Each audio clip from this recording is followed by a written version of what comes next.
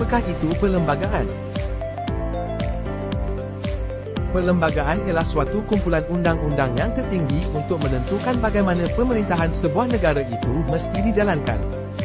Oleh itu, Perlembagaan Persekutuan menentukan pelbagai perkara mengenai kebebasan asasi, kewarganegaraan, kerajaan persekutuan, kerajaan negeri, perundangan, peruntukan kewangan, pilihan raya, kehakiman, perkhidmatan awam dan lain-lain yang mencorakkan sistem pemerintahan di Malaysia.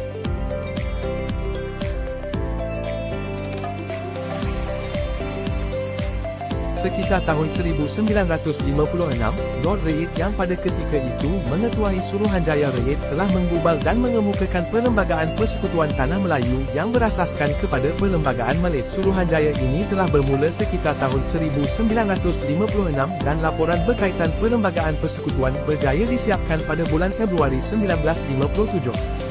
Perlembagaan Persekutuan merupakan tunjang kepada kekuatan negara itu sendiri. Ianya merangkumi pemilihan bahasa kebangsaan, hak asasi manusia, pilihan raya, politik, ekonomi dan sebagainya.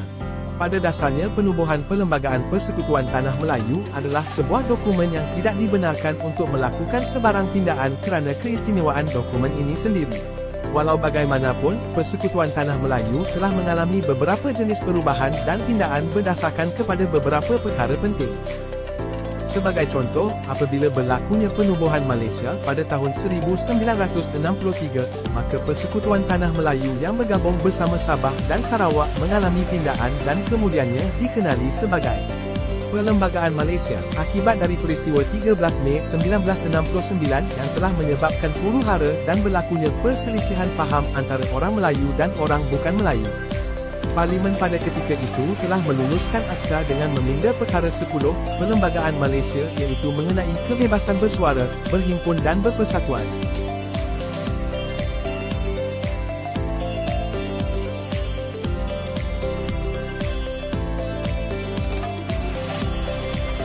Perlembagaan Malaysia ini boleh dipinda melalui 4 cara, iaitu pertama dengan mendapat sokongan majoriti biasa, kedua dengan mendapat sokongan 2/3 semasa dalam bacaan kedua dan ketiga di kedua-dua majlis Dewan, ketiga mendapat sokongan 2/3 semasa bacaan kedua dan ketiga di kedua-dua majlis Parlimen serta persetujuan Majlis Raja-Raja, atau keempat dengan mendapat sokongan 2/3 semasa bacaan kedua dan ketiga di kedua-dua majlis Parlimen serta mendapat persetujuan Yang di-Pertuan Negeri Sabah atau Yang di-Pertuan Negeri Sarawak.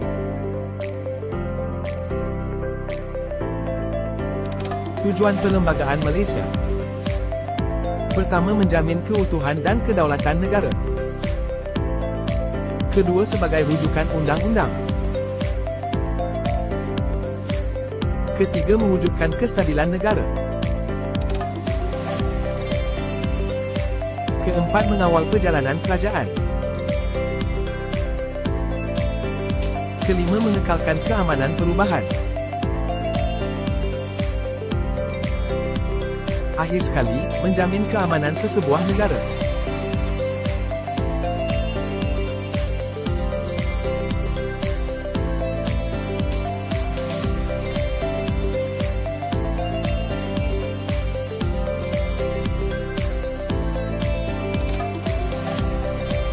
Malaysia, sebuah negara demokrasi berperlembagaan.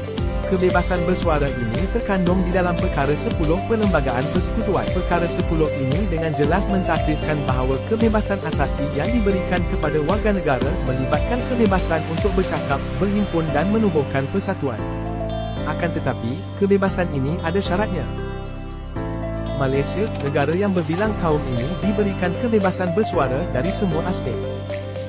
Antara isu sensitif negara yang telah dinyatakan dan diberikan ketetapan adalah berkaitan isu kewarganegaraan, keistimewaan orang Melayu dan Bumiputera dan kedudukan agama Islam sebagai agama rasmi. Kebebasan mengamalkan agama pilihan.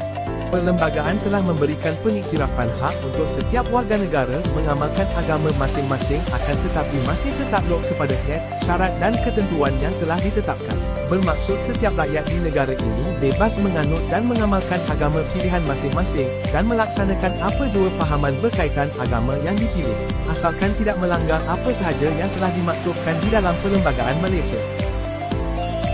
Walaupun agama Islam merupakan agama rasmi negara Malaysia, namun ianya tidak memberikan sebarang halangan bagi penganut agama lain yang bukan beragama Islam untuk mengamalkan agama pilihan masing-masing. Maksud ayat-ayat di sini membawa maksud yang jelas dan secara umumnya, tiada rakyat yang bukan Islam yang boleh dipaksa untuk memeluk agama Islam di negara ini. Kita boleh melihat negara kini semakin menghormati agama dan budaya masing-masing. Setiap perayaan yang diraihkan boleh dikongsi bersama sambutan agama yang berlainan di antara satu sama lain. Sebagai contoh,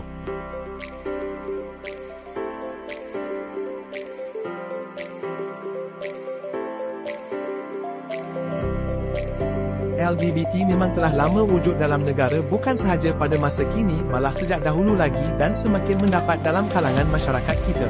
Ini adalah kerana kewujudan media sosial yang meluas tanpa mengira batas waktu dan masa ini menjadikan keadaan tidak terkawal. Media telah melaporkan bahawa penlibatan golongan LGBT adalah melibatkan industri seks. Seharusnya kita sebagai masyarakat yang berperi kemanusiaan, hendaklah membimbing golongan ini agar kembali semula ke fitrah kejadian sebenar. Kesimpulannya,